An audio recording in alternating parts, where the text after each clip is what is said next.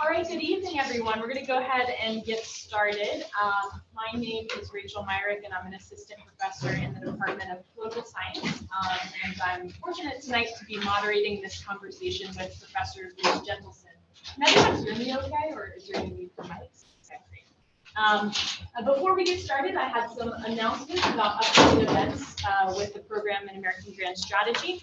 On Tuesday, February 21st, the event, The New European Geopolitics 1 Year After Putin's Invasion, a conversation with Rose Gottmuller, who is the former Deputy Secretary of NATO, and that's going to be hosted by Dr. Susan Colburn from Sanford 04. And then on Thursday, March 7th, conversation with Ora Rabinowitz, who's going to be hosted by Dr. Simon Miles, again, from Sanford 05. So now I'd love to briefly introduce our speaker. This is Professor Bruce Jentleson, as you all know. Many of you might know him from classes. He is the William Preston Pugh Professor of Public Policy and a Professor of Political Science as well. In addition to his distinguished academic career, he's also served in a number of important roles in government, including as Senior Advisor to the U.S. State Department Policy Planning Director in the Obama administration, where he had firsthand knowledge of some of these deliberations around U.S. sanctions policy.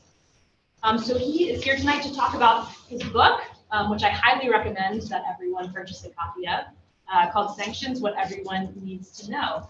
And before we kind of dive into the content of the book, I'm interested if you could tell us, why did you decide to write a book on economic sanctions? Actually, probably before this topic became, unfortunately, very salient and timely. And also, why did you decide to write a book that is a lot more clear and accessible than the average academic book? No offense to any of my colleagues.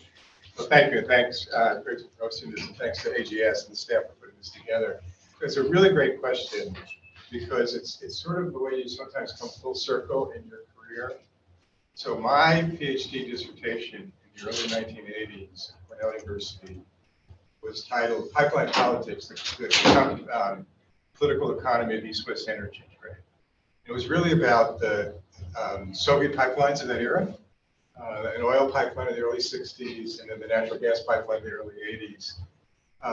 And so when Nord Stream 2 came around, I sort of had my personal trilogy here of pipelines. It's like, oh my goodness.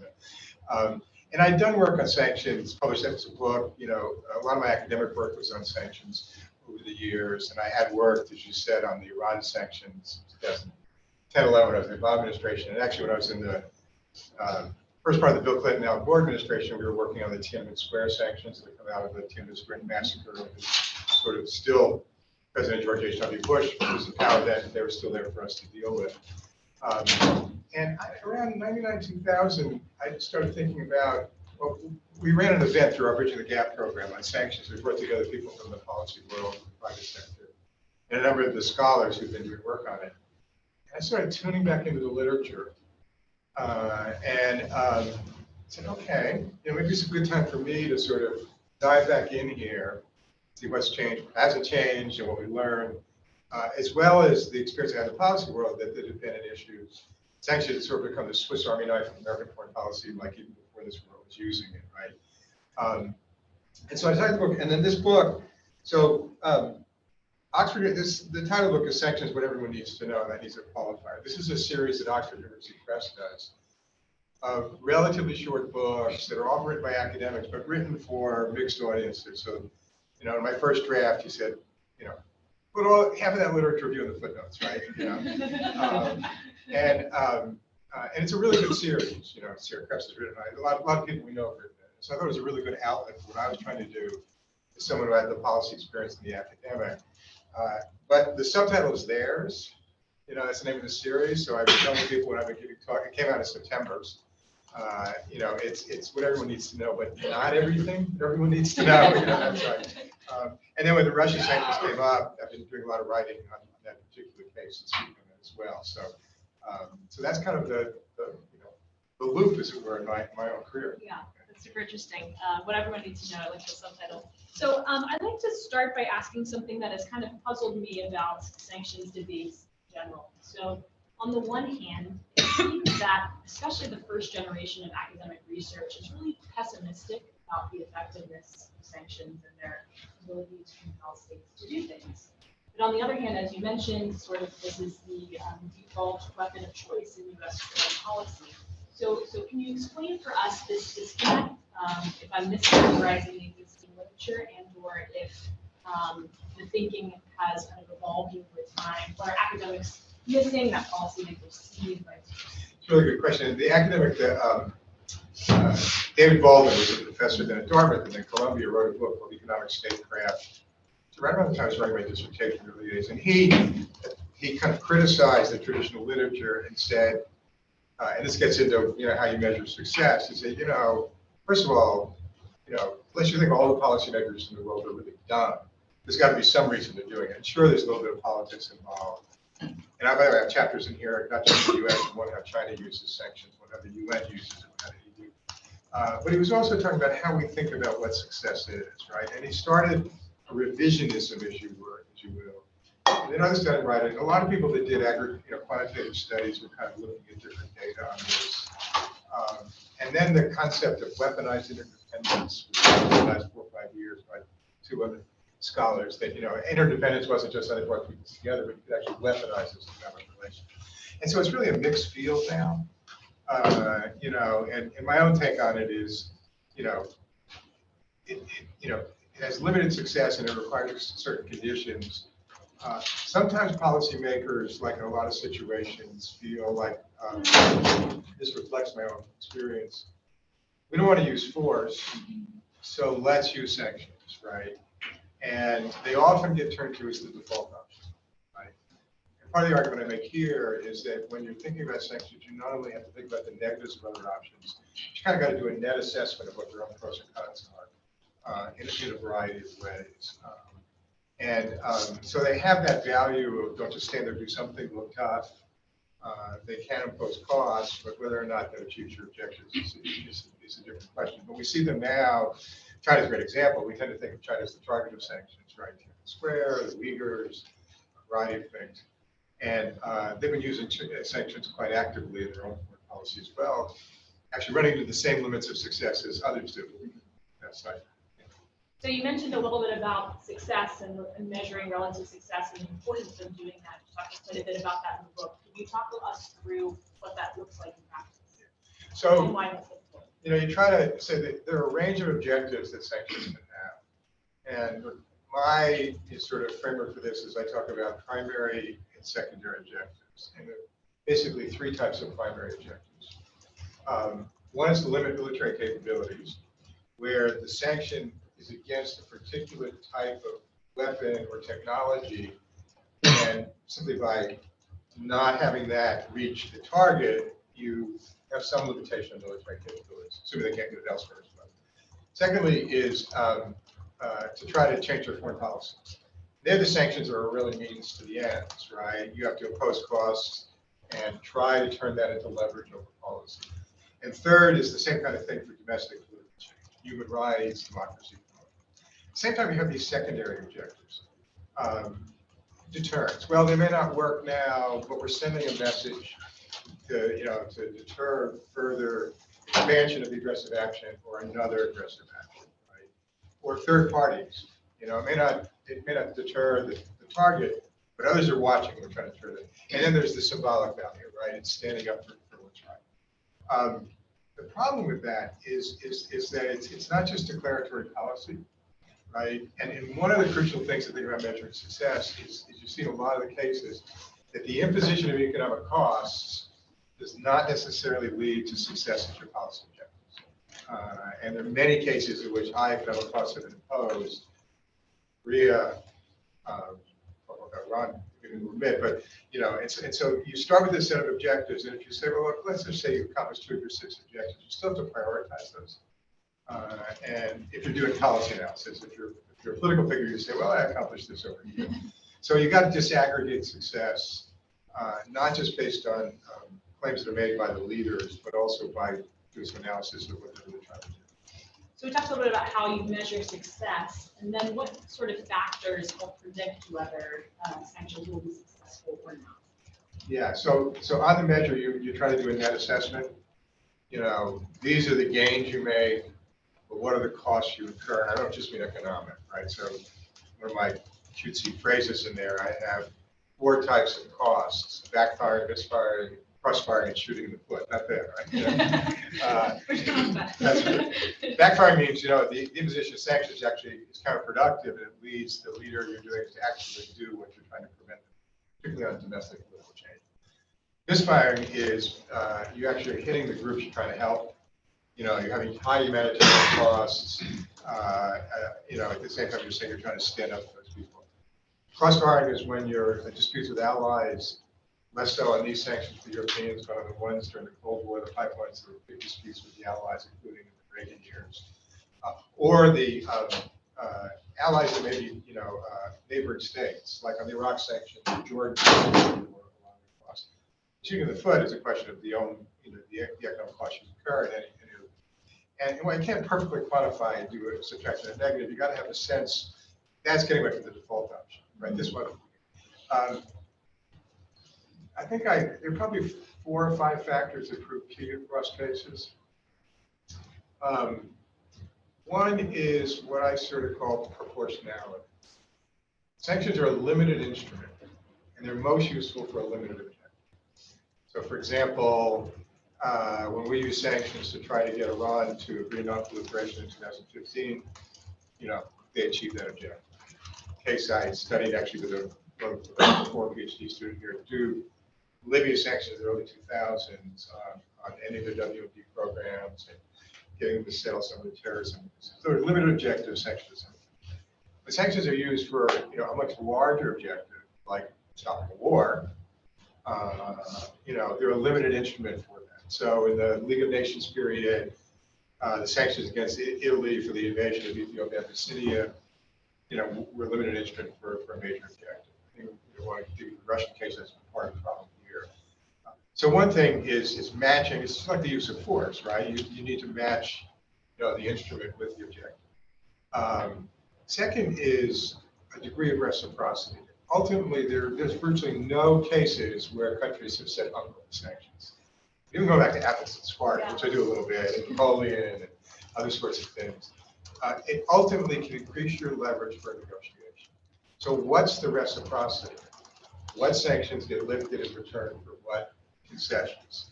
The contrast in Iran between Obama's sanctions and Trump's. Trump's sanctions were much more extensive. The economic costs were much more extensive. But basically, the objective was regime change, right?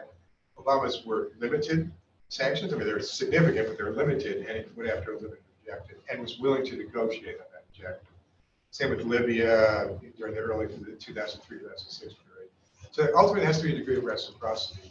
What sanctions do you lift or suspend for what concessions? But the notion that somebody's going to say, uncle, frankly, it's sort of the economic equivalent of what was wrong with shock and awe in about 2003. You don't get shocked. A couple other factors. Everybody says multilateral sanctions work better than unilateral. There's a certain amount of truth to that. But it's not the case when you look at the cases that if you get multilateral sanctions, you automatically get success. Because they still run into what defenses a target has, right? And the targets basically have 3 types of defenses. One is they find alternative trade partners, right? It's happening in the Russia case now with any number of countries, not just China, but India, Israel, UAE, Turkey. Second is that they, contain the costs by domestic substitution. First major UN sanctions were against what was called Rhodesia, then became Zimbabwe in the mid-1960s. There are multilateral sanctions imposed by the UN. And for the first 7 or 8 years of those sanctions, Rhodesia had a sort of an infant industry aspect, right? They created all these new industries, so they're able to substitute. Dictatorial regimes can also do, repression of discontent. And then third is sanctions busting, right? What's now called dark oil out in the middle of the oceans, which is being transferred from ships to ships that deliver to Russia. North Korea managed to get $4 billion out of cryptocurrencies, even though regime might work for that's a good sanctions. So you've got to take those into account. multilateral helps with that. Last one I'll talk about is what we call is how you affect the domestic politics, right? You know, here the difference is it's the role of elites in society as you're getting. Those elites, and they can be in a democracy or a non-democracy, they're either circuit breakers or transmission belts. If their interests are the same as the regime in resisting the policy change that the sanctions are about, or they're so intimidated that they got to go that way, they're circuit breakers. The economic impact of the sanctions come in, they hit them, but it breaks the circuit. If their interests are better served in a significant way by making the policy changes that are being demanded by the sanction regimes, they can be transmission belts and have influence. This is what happened in Libya in the early 2000s around Gaddafi. It sort of happened around Iran in 2015. So it's not just about consumers and democracies. So you really got to look at the proportionality, reciprocity, multilateral, and how it affects the domestic politics. And those four factors, are the ones, in a policy point of view, you want to put those in a template, and you want to look at the case you have at hand, and you want to do an analysis, much of which you can do on the front end as well as you're going along, and that's going to give you a sense of likelihood of sanctions. Your leader may still say, well, I don't really care, I'm going to do it anyway, but at least you've got quality policy analysis going in the process, and maybe you can say, okay, let's look at another option, right? The world is not just military force or sanctions, maybe there's another option.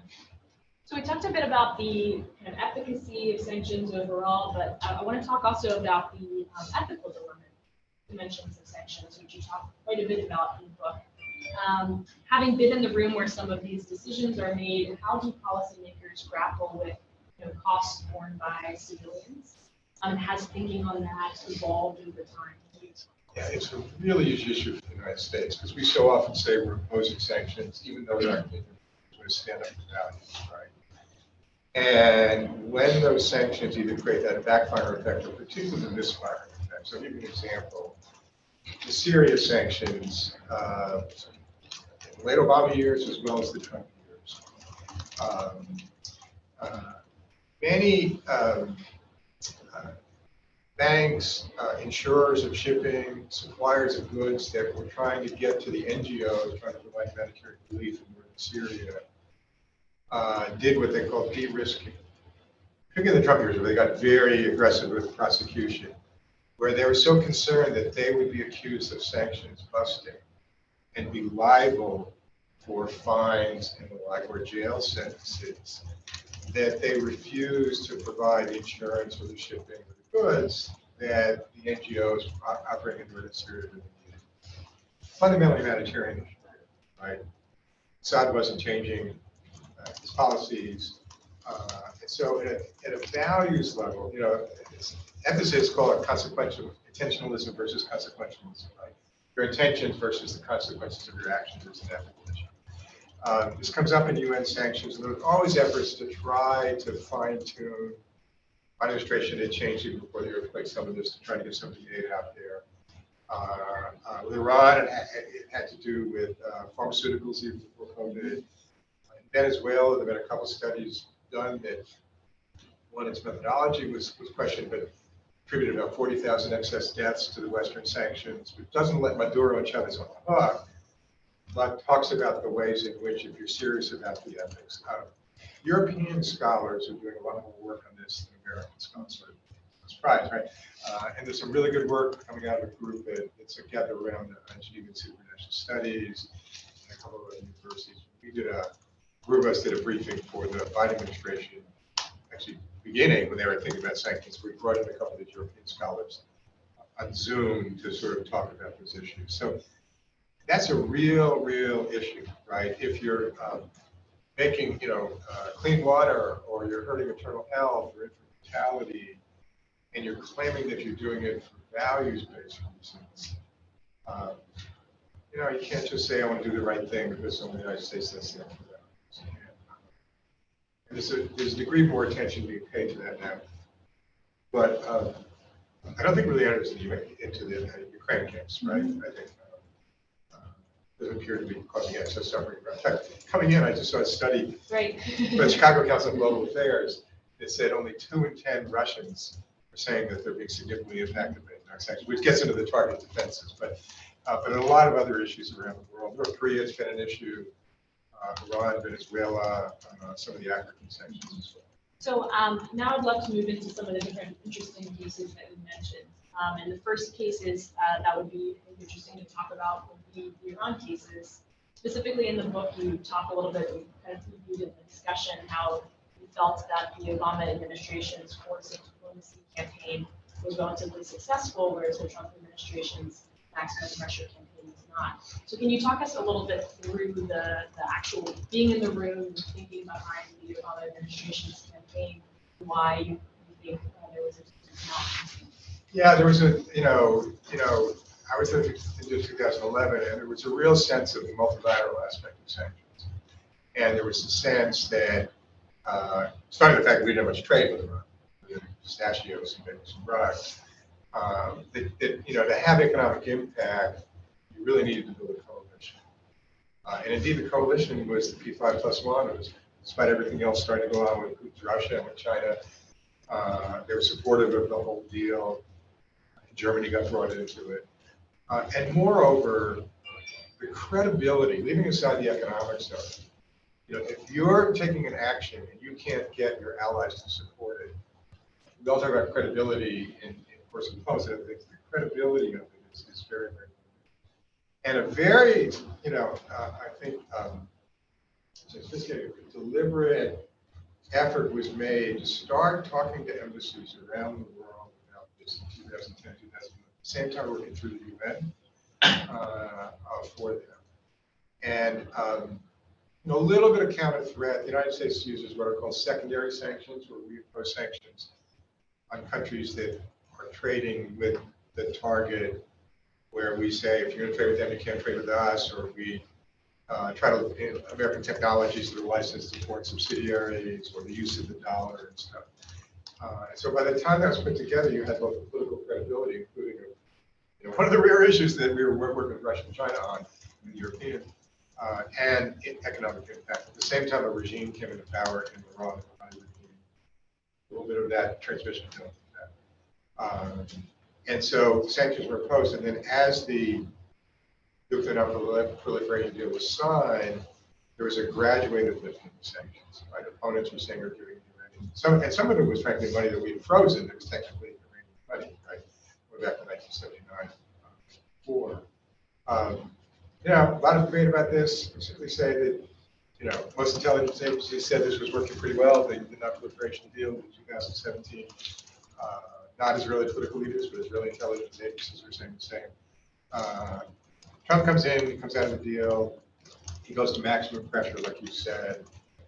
Becomes an issue with the allies. They try to create all these mechanisms to get around the secondary sanctions.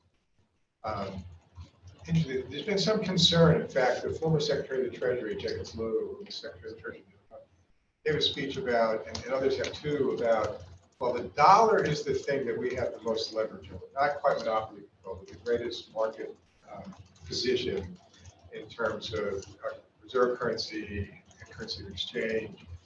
There's increasing concern that the more we are using the dollar for sanctions, the more countries are developing alternative mechanisms, right? The Chinese have one called CIPS. I can't say CIPS is the acronym. More barter trade. The Europeans developed one that's going to try to go around the Trump sanctions. Now, on the one hand, this hasn't kicked in yet. My friend Dan Dresner, who does a lot of finance sanctions, says this is a little bit like economists who predicted 9 out of the last 5 recessions, right? But as you kind of go down the road, you're beginning to see the percentage of trade, because the Biden administration uses sanctions just as much as any previous administration. It's still the Swiss Army knife, even though they use it. So as you project 5 or 10 years, the dollar is never going to, lose a significant position, but the number of ways you could get around it may increase over time. So that goes in the net assessment column of cost, right? And you may say that's not a great cost, it's limited to sanctions.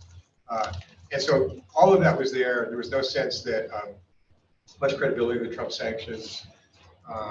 If you look at the inflation rate, the protests in Iran. It was having an economic impact, but another case of economic impact. So I'd love to obviously move into a case that's on everyone's mind, which is sanctions against Russia. And so in the beginning of the book, you talk about kind of inflicting severe economic pain as kind of like a scoping condition as necessary but not necessarily sufficient. And you just mentioned a study that suggested perhaps severe economic pain hasn't really been inflicted in this case.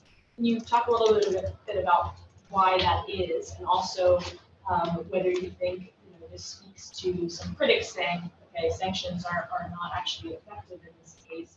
What should be done moving forward? Yeah, this is really an interesting test case because it is the most extensive sanctions ever imposed, even more extensive. Well, the anti-apartheid sanctions were global. The most extensive sanctions ever imposed under those authorized by the U.S. Security Council, right? So you have to think of these as having three sets of objectives. Prior to the invasion, it was a deterrent objective, right? In the language of the president and top of the administration was devastating, all this sort of thing. It didn't deter. And there's a real question whether Putin is deterrable, but it fits the limited instrument for maximum objective. Once he invaded, it was really a compelling objective to try to impose costs quickly, to try to, get him withdraw or stop the invasion or negotiate. That hasn't succeeded. Had the Ukrainian military resistance not been as admirable and effective as it's been, we wouldn't be talking about this. I wrote a piece in August saying that we'd entered a third phase, which was an economic war of attrition. So there's a really interesting website that a professor at the Yale Management School does, which looks at companies, what companies, right? And they look at, which companies have pulled out of Russia, which have suspended, which are kind of greenwashing, saying they're getting out. And it's a survey of companies all over the world, all sorts of multinationals. And over 1,000 companies have taken some action on this, much more so than in other cases because of the nature of what happened. Right? He wrote a piece saying, economic oblivion, that's where the Russian economy is, and others were using terms of catastrophe. And I sort of phrased it in August as an economic war of attrition. At that point, the attrition was against the West, because the Europeans were paying much more severe prices than we were, right? Higher price of energy shortages. They had turned to Russian natural gas in their sort of import portfolio, probably get away from the Middle East, right? And factories were shutting down because natural gas shortages, the predictions of winter rationing and stuff. Europeans have done a fairly good job of substituting liquefied natural gas, switching markets.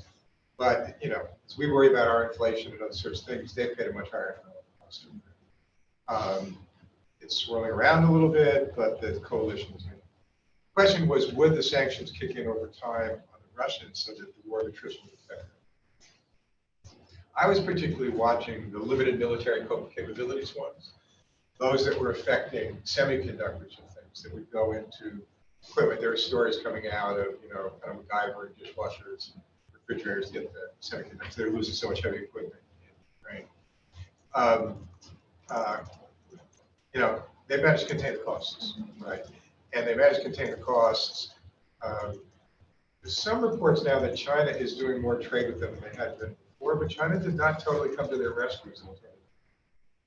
Right? Some of that was concerned whether the United States would impose secondary sanctions on companies doing business with China. Some of it was Xi Jinping having some second thoughts about this partnership with no limits. I mean, at the Shanghai Cooperation Organization meeting last fall, he spoke out against that. As did India, massive increase in Indian imports of Russian oil, partly to get it and then sell it on global markets as refined oil. The Israelis haven't stopped trade. The UAE hasn't. Turkey hasn't. So their ability to turn to alternative partners to contain the costs, right, has been significant. The most extensive sanctions ever. The IMF had predicted something like a minus 2.3% growth rate for Russia in 2023. It's now up to 0.61%. higher than UK, by the way. Yeah, Um, it's all that graphic. Yeah, yeah. So where we go from here is, my sense in our conversations with some folks in Washington is, um, you know, they're not going to turn the tide. The real question to me is if you keeping up the economic pressure, but understanding that you're going to need it, its maximum benefit is the leverage if you get to diplomacy, right? And these notions that we were going to get them to say, oh, we just got to get rid of because they create false expectations and they divert you from other strategies. So I think we have to maintain the sanctions. But I think we need to be, pragmatic and realistic about what they can and can't achieve. And ready, said to somebody the other day, hope you guys are doing scenario planning for what a negotiation would look like.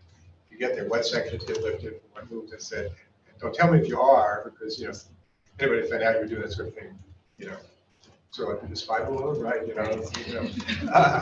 But that's where we need to think about it, right? So they can be leveraged. The question of whether or not they would, Simon knows this part better than me, whether or not they would factor into that circuit breaker transmission belt dynamics in Russia, not so much that leads to another global job. With everything else going on, from the Wagner group, getting elites in Kremlin upset, others, and the sense that, if I can think of a Russian nationalist who takes great pride, doesn't believe Ukraine should join NATO ever, and sees what's happening to their military, having to take weapons from North Korea and pride, and could conceivably want to find a way that gets out of this situation. I think right now what we're seeing is a massive increase to mark the anniversary in the military effort, and Ukrainian resistance. Moldova, public opinion, the Republicans have very partisanized public opinion on this, and the like. So I'm not optimistic that we can maintain them for the next 6 months or a year, either the United States or Europe, where we have been. But I think it's more negotiating situation to not totally hardline the sanctions, but lift them. And it's really a game of whack-a-mole out there now. Dark oil and tankers. What do we do about that? Transshipment from UAE. What do you do about that? And that shows you the limits of even these sanctions for a big objective like this. Absolutely. So another recent case I wanted to talk a bit about was the kind of U.S.-China tit-for-tat sanctioning and counter-sanctioning on individuals and companies. So a number of instances that you speak about in the book, including Chinese sanctions against retail suppliers, big supplies from Xinjiang, and also, again, the interesting case of the NBA. So I would love to hear you talk a little bit about whether you think it's likely that China is going to continue to kind of weaponize their domestic market in the future, and what might be the long-term implications of that strategy and the trade-offs that China faces in using that strategy. Yeah, it's a good question. Absolutely weaponizing the domestic market, right? Apple sales went down last year globally, but in the market, they reported as Hong Kong and Taiwan as well, it went up 70%. Right? So their domestic market is their equivalent of what for us is the dollar, the principal thing that you do. Right? Some companies are leaving because of regulations and closer supply chain. There's not going to be decoupling, right? That's a silly word that people throw around. It's just not going to happen. But China is finding out the limits of its own sanctions, right? So China has been using sanctions, despite all the rhetoric about Western imperialism, capitalism. I remember to figure out looking at the book, but there's an Australian think tank that did a study about the number of times China's used sanctions in the last 10 years. Used against South Korea over deployment of the missile defense system in South Korea in 2016, 17, 18.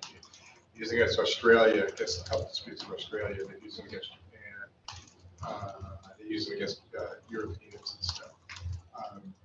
And they're finding the same limits. I'll use Australia as an example. So Australia has a massive amount of trade with China. I was in Australia with a visiting professorship in early 2020. I cut short because of COVID, though I'd still be there. Yeah, it was this great, our kids are growing, and there's this role reversal. Our kids were calling us from the United States saying, "Mom, we can't get home. So we're having a really good time over in Australia." It's like, you guys are being irresponsible, get home. So finally left. But while I was there, it was in Canberra, I was trying to University, so I spent a lot of time talking to people in government. And they were very focused on China. This is still 2020. It's Trump. And there'd been a scandal in Australian politics in 2017 where China was funneling in money into the system. This member of parliament got expelled. And in early 2020, the prime minister was really called for an investigation of this version of the China virus, right? So China slapped on big sanctions. They did not sanction iron ore or textiles, because those were crucial to maintaining employment. And those are big shares of the Australian exports. And of the $4-something billion worth of exports in grains and wine, a bunch of other places, Australia found alternative trade partners with Asia for 3 points. Did not change its policies. Yet fed into, if you look at public opinion polls across Asia, India, South Korea, Japan, Australia, the favorability view of China has gone way, way down. Not just because of sanctions. They're not what we're going to call war, but so they've been very counterproductive for them in that respect. When they've had some limited objectives, way back in 2009, when President Sarkozy of France met with the Dalai Lama, they imposed sanctions against France. They sent a trade delegation to come to Paris. And they moved the EU-China meeting to Prague, right? So it had some impact on France. And after that, frankly, heads of state started stop meeting with the Dalai Lama. So had a limited objective, right? In terms of the sanctions against them, it's the same kind of, I've been asked the question a lot with all these companies that cooperated with the Russian sanctions, many of those same companies are going around the weaker sanctions. Different set of economic interests, different set of the objectives there. Ukraine seen as a threat to security in a big way. Uyghurs is a terrible human rights issue. And just to name two, H&M, the Swedish retailer is one, and Intel, the American producer, is another. So the ability, and there's been a lot of studies of Tiananmen Square and others, there's a lot of evidence that backfire these things. You can't just keep doing business as usual, but in many ways the sanctions have been very counterproductive in terms of actually impacting that situation. So they're hard to target on that. The NBA case was really interesting. Those of your political science majors probably know that Axel, the commissioner, is in political science. A lot of them do. Yeah, vice chair of our board of trustees. And the general manager of the Houston Rockets tweeted during the Hong Kong protests something like, "Sympathies are with you." Right? It's a tweet, right? And Chinese social media picked this up. So-called wolf orders picked this up. There's this massive outcry against it through social media, and the commissioner, Commissioner Silver's real comments seemed to be like, "Hey, we got too much business there," but he kind of walked us back. He got criticized by the left and the right, right? They kind of come together in this. And China suspended NBA on television for a while and on Tencent. And they started doing it again on. In fact, one of the efforts to bridge was when Kobe Bryant died, Chinese foreign minister, sent the wish to the family and put Lakers games on TV. So it kind of went back and forth, but you could see, the dynamics of that. And the NBA then held its ground.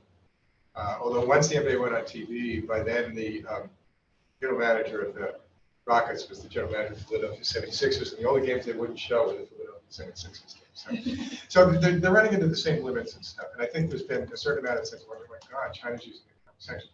Look at the impact. Look at the ways that they've been counterproductive to them, which in many ways outweigh the ways that they've Interesting. So we talked some about China's sanctions policy. You also have a number of other comparative cases in the book. And so I wonder if you could talk a little bit about how Russia approaches its own sanctions policy, how the EU approaches its sanctions policy, and how these differ from the US.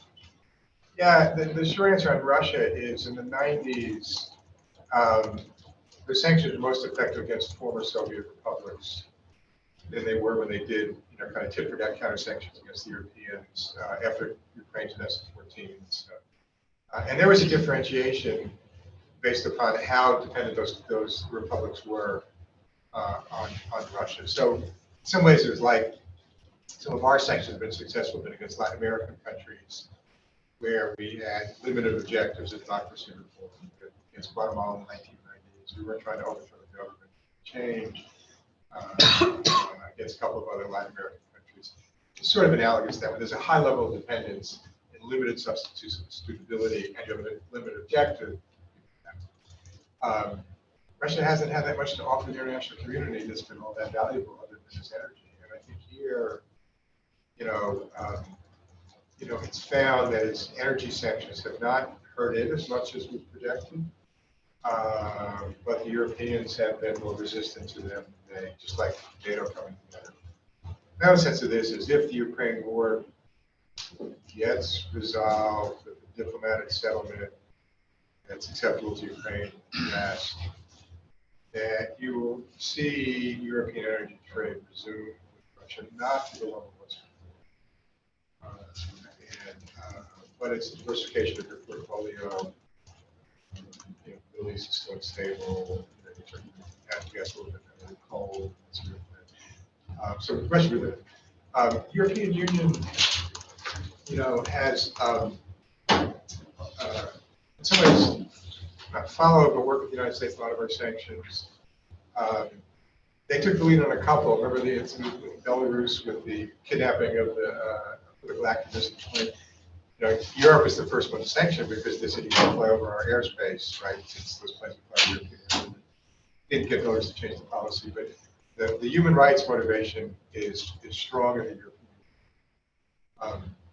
Where they've pushed back has been a lot of times on this American use of secondary sanctions. And I mentioned the Soviet pipeline in the early 1980s when Reagan was president and Margaret Thatcher was British Prime Minister. And at a time when the British were cooperating with the United States on a lot of things, on the Euro missiles issue, on a variety of other things, they refused to cooperate with the American efforts to stop the Siberian natural gas pipeline. They weren't getting the gas, but they're shipping a lot of the pipe. And one of the things that President Thatcher said was this is a sovereignty issue. It's what's called the extraterritorial application of national law. And so that's been a sensitivity. The Europeans and a lot of other countries as well. I mean, the Israelis right now, which I'm around is the case, they have interests with Russia. Some of it has to do with Russian Jews. The Russian Jews have emigrated and are part of the Likud coalition.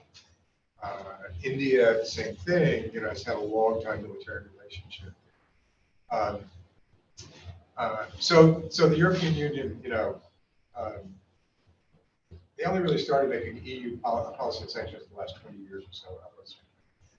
The UN, in its first 20 years, imposed sanctions only 4 times, and then since 1965, it's done it about 40 times. When it's done it, it's, South Africa sanctions ultimately led to the end of apartheid.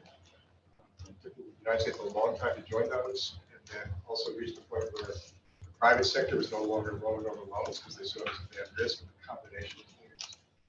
The Rhodesia sanctions, which were UN, ultimately interacting with the guerrilla war, brought down that regime. The North Korea sanctions and the Iran sanctions, having a UN basis has made it easier to impose the sanctions than if they just been U.S. unilateral. So, when you get the UN to impose the sanctions, it provides some credibility and legitimacy to it that gives the United States another seat. So we've talked about a lot of recent cases, but I'd love to rewind a bit and talk about some of the, I actually thought some of the most interesting cases in the book were these historical cases. Athens, Sparta. Yes, I was hoping you would tell us a little bit about that, which I actually didn't know that they imposed sanctions. Yeah, that's always the first case that people go to, 432, And sort of similar story, Athens opposed them against a smaller state that was an ally of Sparta because they thought it was a stronger economic power.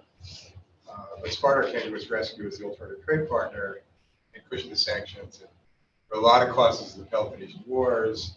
Some historians, Thucydides to a certain extent, said that, that the sanctions actually escalated and were a factor in the Peloponnesian Wars. And so, they not only didn't succeed, but sometimes they created a bigger problem. Napoleon imposed sanctions against the British as part of the continental system in the early 19th century.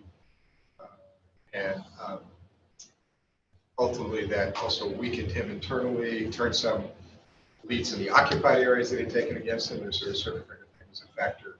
Well, with this invasion of Russia that brought him down. The League of Nations case was really interesting. So this is the first time the international community, acted multilaterally on sanctions when Mussolini invaded Ethiopia, Abyssinia in 1935-36. And it imposed sanctions. But the British and the French would not cut off oil because of their own economic dependence on it. And there was an argument at the time, it was early in the relationship between Mussolini and Hitler, that if you isolate them too much, they'll be more likely to turn to Hitler. And Mussolini had an invasion, he actually used chemical weapons, small his own government in Ethiopia, and the League lifted sanctions anyway. So lots of failures back then. In the Cold War, the U.S. and the West had a system called COCOM, called Coordinating Committee Consultative Commission, which was more what you were talking about before about some of the U.S.-China sanctions, which is really about not so much to change behavior, but to limit certain kinds of goods from reaching there, right? Technologies that have dual uses, both civilian and military. And to a certain extent, those had a degree of success. They were done quietly. We had a lot of cooperation. There was a trust on both sides that if we were going to go after other kinds of sanctions, it would be outside that process, right? And so on the China semiconductor sanctions, to me, those are different than the Uyghurs. They're simply saying, we're not going to help you build your capabilities or your global economic competitiveness. And there was some concern about other suppliers. I heard the other day, and I don't know the full story, that the Netherlands, that's a big supplier of technology, kind of agreed to cooperate with these, and so there you're trying to limit the military capabilities of an adversary. And it's a form of sanction, but again, it's not trying to change policy or behavior. And to the extent that you can cut off the product or the technology, you can have a degree of success that doesn't require them to change their policy. You just limit it. If they can produce it domestically or they can find an alternative partner, then that's their counter strategies. Those have had more success than those without changing policy. So obviously in the book you talk about sanctions cases, but there are also a lot of instances in which you might think that sanctions should have been applied and weren't. You mentioned some of these later on in the book. So things like 1990 Serbia. So can you tell us a little bit about what are the politics that prevent sanctions from being enacted when perhaps they should be, either in the U.S. or in some other contexts? Yeah, sometimes it's humanitarian aspects. But I got to testify in Congress to a Human Rights Commission in October about, not about the Russia case, but about the humanitarian impact of sanctions and stuff. And there are concerns about that. In the Serbia case, when sanctions were finally gradually imposed by the EU, by us, and ultimately by the UN, they were a factor in bringing about the diplomatic agreement that was done in 1995 in Dayton. But another scholar, Peter Andreas at Brown, did a lot of really work about how that contributed to criminalization of Serbian society. That the black markets were so active that while you cut off certain kinds of things, you left behind a legacy of criminalization of black market gains that made it harder to stabilize Serbia over time. Right? Now, I would make a net assessment argument that I'd still say that the sanctions and the NATO strategy was ending before that's at that level of violence in Yugoslavia since Kosovo, but not Serbia since 1995. But But there you had these other ongoing consequences. And to me, that means you've got to deal with those that you caused, not just walk away. But I would take that as a reason not to do this. And the politics of it, American companies have often argued. I worked on this a little bit when I was in graduate school. I was doing a project in Washington, late 70s, early 80s, on, is there foreign availability? And if there's foreign availability, are we just losing the trade? It happens anyway. And there's been some foreign sourcing to put things in American subsidiaries of multinationals and the like. So there's some influence on that, particularly when it comes to trade balance. I don't think it's ever been really decisive in those debates. It's more the other side. Let's just do sanctions and not worry about what is a negative assessment. Is there any concern at all that sanctions are becoming the sort of default foreign policy increasingly in the U.S., or do you think administrations are more thoughtful about the potential consequences? At the beginning of the Biden administration, they did a review before Ukraine happened. And the lead actor here was the Treasury Department. They're called the Office of Foreign Assets Control, because they do a lot of the financial sanctions. And the state never actually had an Office of Sanctions until recently. There's now a bureau, there's an ambassador, we made enough of that. Albright is doing the sanctions thing. And in that review, they tried to put more emphasis on more selective use of sanctions because they were really losing credibility. Oh, I get it. You're imposing sanctions on me again, right? And sometimes it's like you can't be serious because you're really serious if you do something else, right? And in some ways that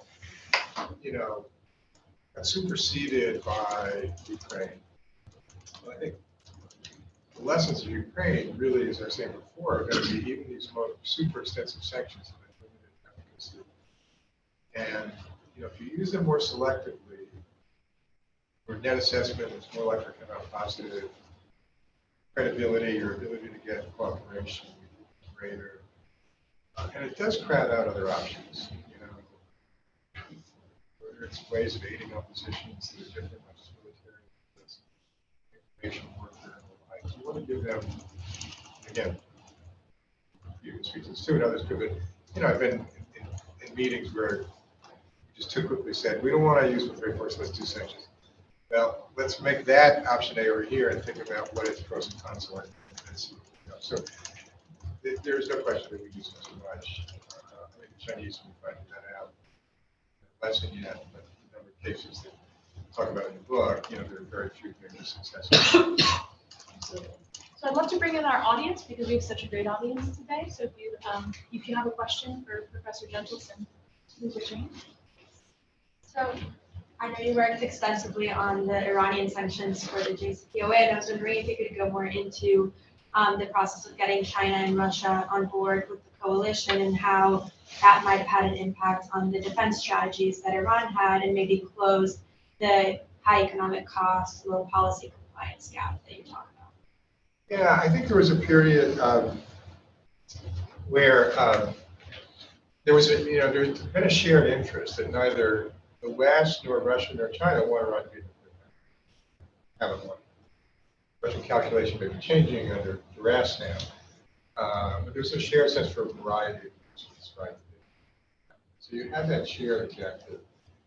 You went about it in a way that while the U.S. was the lead actor that was arranging it, there was a genuine collective effort in this 5+1 diplomacy.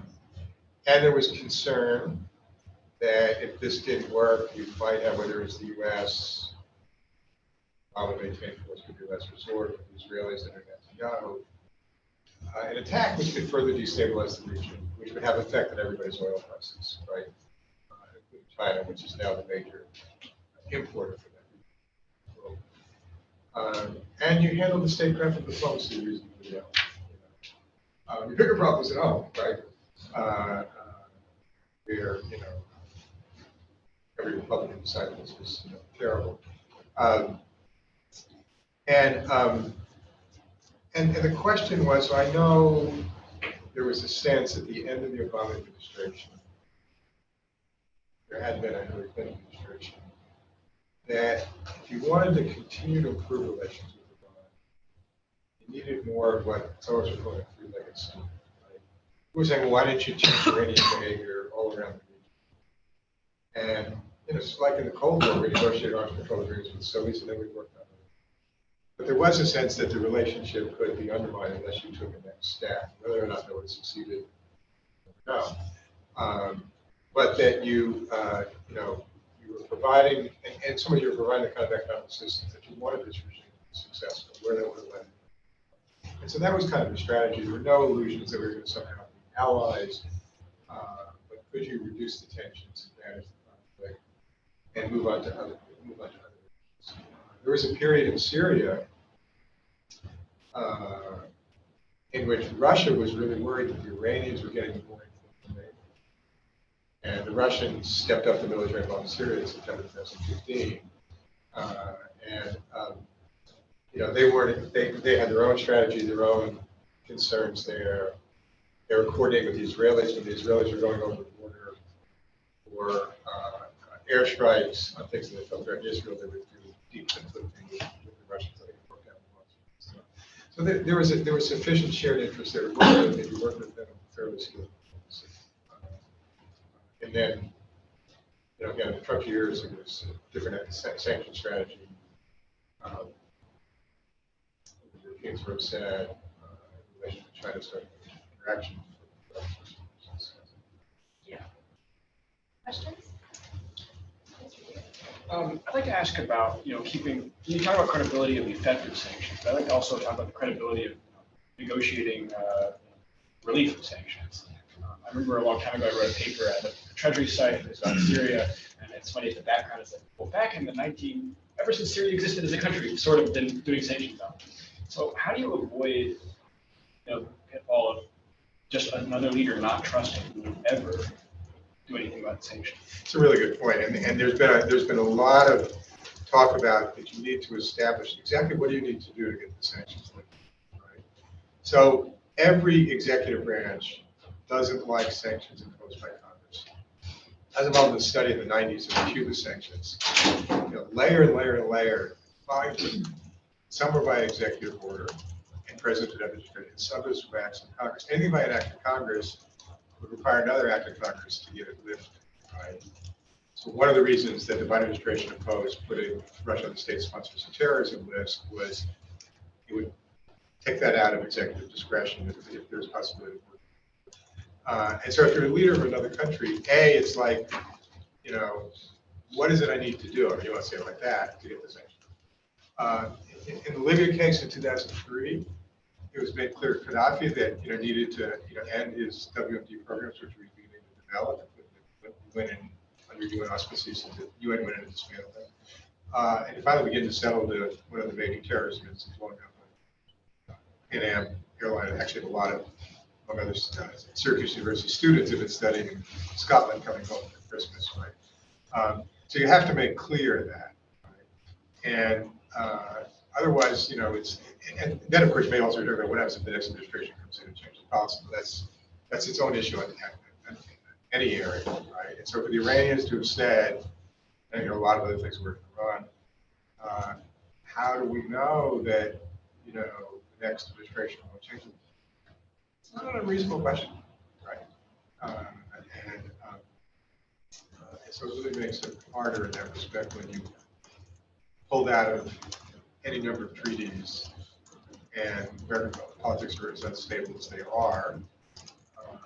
There's a real question of whether you have leverage to strike a deal, and then for a deal that will be there for 1, 2, 5 years later. Thank you. Hi. So in regard to sanctions, I heard you saying that whenever upholding the values of another country isn't economically beneficial, then we don't pursue those sanctions. And so I'm curious, if we're weighing economic gain of a situation over the welfare of the people, then we choose economic gain over that. And I know you mentioned the rhetoric of capitalism. So I was curious if you see that economic imperative as ever conflicting with social welfare, and at what point is the ethical reasoning of sanctions just an excuse to pursue economic gain? Yeah, no, I apologize if I came across something. I didn't mean to say that. What I really meant to say was on the ethical questions. There is this claim, we stand for democracy, we stand for human rights as a values thing. But as a values thing, if those sanctions are hurting the people that you're trying to help, leaving economics out of it, you have the dilemma between what your intentions are, which might be good ethically, but what the consequences of your actions are. So just as an ethical issue, a lot of times when we impose sanctions for human rights reasons, we have negative ethical effects, right? Companies will oppose, like I said, there are companies that are going around the Uyghur sanctions. The United States impose those, right? And you'll get companies that take different, again, I cited a Swedish company as well as an American. I want to make this just an American thing. And what was interesting about the Russia case was how many companies took more, joined the sanctions more than in almost any other case of sanctions that I know. Right? So that's really what I was trying to get at. I don't think it's, I can't think of that many cases where the United States didn't impose sanctions when there was a gross violation of human rights just because we had corporate interests that were. I can't think of anything. Have we ever imposed sanctions for ethical reasons, even though it was not economically beneficial? Oh, yeah. Yeah, I mean, look, some of the China sanctions we did on the Uyghurs, on Tiananmen Square, have cost American companies business. Venezuela, oil business and stuff. So yeah, there's often, corporate lobbying say reports saying, well, look, if we don't impose sanctions, I mean, if we impose the sanctions, some other company in another country is going to get the business, and we won't. Your sanctions will still be ineffective. So this is an area I think where it hasn't been. There are plenty of other areas from governments in Latin America because of the interests of corporations and stuff. In Guatemala after a democratic election. So that part of your analysis, I think, fits other areas, but I don't think it's been a big issue with the sanctions. I was really curious about what you mentioned in terms of the UN and its frequency of imposing sanctions. So I wanted to ask what provoked that change? Was it just a change in leadership? Was it a change in the attitudes of countries? And does that reflect a larger shift in terms of country level imposition of sanctions? So I should have said at the beginning, thank Laurel, who did my RA, who helped a lot of this work this year, and also former AGSer Lise Bousquet, who worked for me for the last 3 years before she graduated, and we did a lot of research on this book. It's been a great help in shaping this lesson. It's a good question, Laurel. Some of it, I think, is a couple of things. I mean, on issues like Rhodesia and South Africa, those are issues really driven by the global South, right? So in some ways, this maybe fits the point that was made before. So the United States was really late to the game of imposing sanctions against South Africa. Part of it was corporate interests, and part of it was this sense of the Cold War that the African National Congress, which Nelson Mandela's a part, had some communist relationships, right? And interestingly enough, in 1986, the point where the world was really starting to pay attention to Nelson Mandela, the Congress had passed the Anti-Apartheid Sanctions Act of 1986 with a Republican, I want you to get this now, with a Republican Senate. President Reagan vetoed it, and the Senate, Republican Senate, and Democrats got the 2/3 majority to override, right? For that, interesting politics at the time. Because, I mean, in the United States, there's a lot of, I know I was teaching at the University of California at the time, and there were efforts at divestment of university portfolios, kind of like the climate change issue at universities. There were localities that were passing laws saying that anybody that, any investments in their public investment fund. So it kind of came up from there. So a lot of them were driven by the global South. And then I think in the 1990s, we saw the UN at the end of the Cold War taking on a much more robust role. Right? There was President George H.W. Bush and Gorbachev who really, at the point in 1990, both gave speeches and wrote about the importance of the UN. And so the Serbia sanctions, the Haiti sanctions in the early 1990s, the Iran sanctions coming out of the invasion of Kuwait in 1991. The UN was becoming much more active, it was doing more peacekeeping around the world. So in some ways, it was an effort And there was a sense that it was not just doing what, you know, and also the major powers were sort of more on the same side to a greater extent. There wasn't as much veto going back and forth as security was. And there was a sense that countries around the world were doing things that were not just in the US, Europe's interest, that there was a sense of the global South and others that these were important. So as part of that, it developed. North Korea in 1994, and also having some humanitarian agreements in that. And countries like China supported them. China supported them less so recently.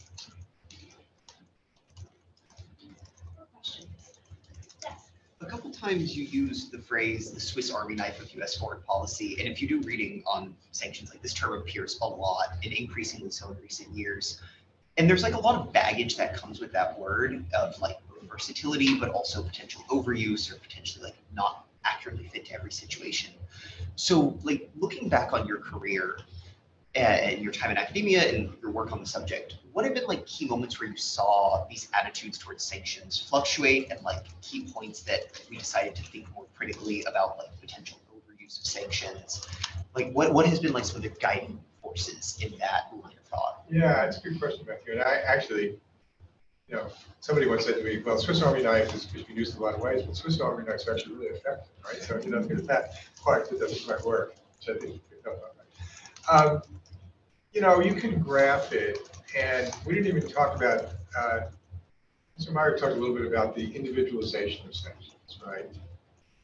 There's this list of entities, individuals, some of them are for counterterrorism, some of them are for global crime, some of them are different oligarchs and stuff.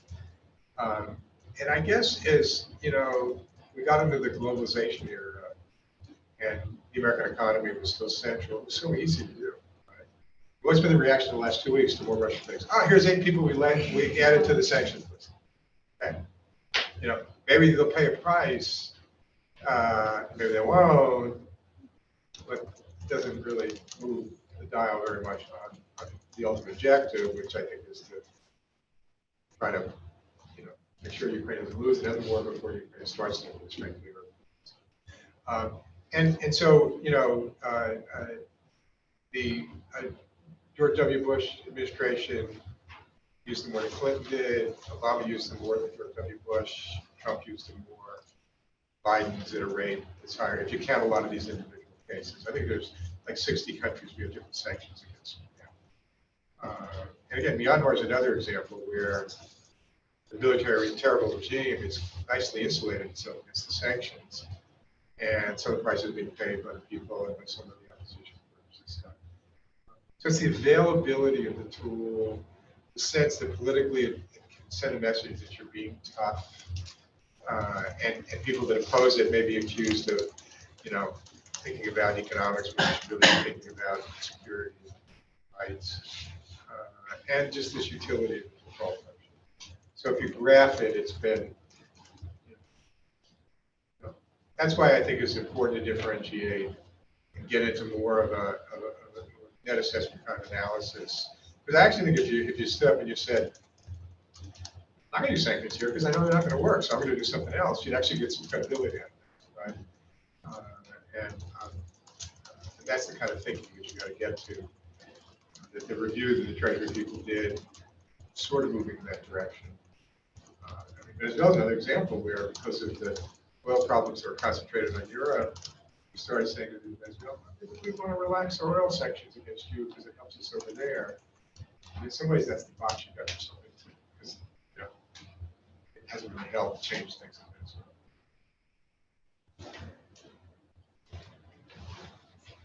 Is there something that you think everyone should know about sanctions, but you had to cut? Yeah. What was in the first draft that you wish you could have included if you had another 50 pages? Oh, yeah. I've got it on my computer, right? I wanted to have another chapter, 2 things. One, another chapter on the way non-major powers are using sanctions. India's used them to a certain extent, Brazil's used them to a certain extent. Japan and South Korea use them against each other. The pattern doesn't change. The motivation in some ways is the same when we use an economic instrument, and we didn't have room for that. And then, just going into more depth, there are a lot of case studies in here. They're mini, and I think they hold up, but there's a lot of aspects that, that we could go into depth on. And the first half is really the academic literature on how do you define sanctions, the dependent variable if you will, side what is success, and then the independent variable, what are the factors that affect success. I felt like, I paired back there, comfortable with what it was. You could have written long articles on it. It was really more looking at, and I really think it's interesting to see how middle range powers don't use too. And there's also a reference to sort of citizen sanctions, right? So one of the effective campaigns in terms of consumers was years back when consumer groups got together and were boycotting timber from the Amazon forest from Brazil and put enough pressure that first Lowe's and then Home Depot, right? Wasn't even legislative sanctions. And so that would have been an interesting thing, how we're NGOs in society. But we had a word limit. I think we have time for one more question. Hi, Professor. Thank you so much for coming. This has been so interesting. I was reading earlier this month about how Ukrainian lawmakers were calling for the U.S. to impose secondary sanctions on China and Russia if they stop buying, unless they stop buying Russian oil, like Russian energy and Russian oil. Just based on your extensive research on this topic and how China and India have reacted to U.S. sanctions in the past, what effect, if any, do you think this would have with these sanctions? What effect, if any, do you think these sanctions would have if the U.S. did? Yeah, I think it would be very limited effect on another incremental cost imposed on the Russians, and showing, their ability to bear costs. I mean, this poll that we were talking about was actually with a group of the Levada Center in Russia, which is polling not that reliable in Russia, but it's about as reliable as we have. But when American diplomats went to India to talk about this, Jordan made a lot of asks. Oh, we want you to work with us in the Quad, and we want you to work with us on this. And Indians said, of course, they will say, what are your priorities here? What are our national interests? We have a sense of what our national interests are. We've got a long-term relationship with Russia, particularly for military supplies. We're doing quite well, thank you very much, on remarketing the oil. It's a world in which states have their national interests, right? Israel, Turkey, UAE. And so I think it's really a question. One of the great dilemmas for American diplomacy, and I know this from we were preparing this list, we have a lot of asks, and countries like, what are your priorities? How many things you want us to do? And then sometimes in return, they ask us to do something we don't really want to do, either because of our values or our income. The China fact has been interesting. I mean, there's been some reports. Wall Street Journal had an article about a week ago about things beginning to step up on the China side. But for this first year, they have been much less of an alternative trade partner than many people including on military supplies. And they too want to get oil. Russia sent a lot of oil at this kind of price, lower than the world price. So that's the way we have to think about it. Is countries have their interests. And,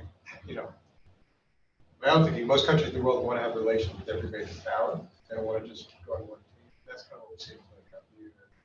So when state-run folks went to India, it was constructive discussions, and we, agreed on this and did agree on that. But, India has interest there that are not in it. That's what we see. And, the number of countries that I think the statistic was we had about 67% of the global economy generally cooperating with sanctions, and 65% of the global population. You begin to see the differences. Well, thank you so much, Professor Thank you all. Jentleson, for this wonderful conversation. And I might recommend that if you do not yet have a Valentine's Day present for that special someone, Now you're going to be in real trouble. here's an accessible read. Thank you all. Thanks. Great.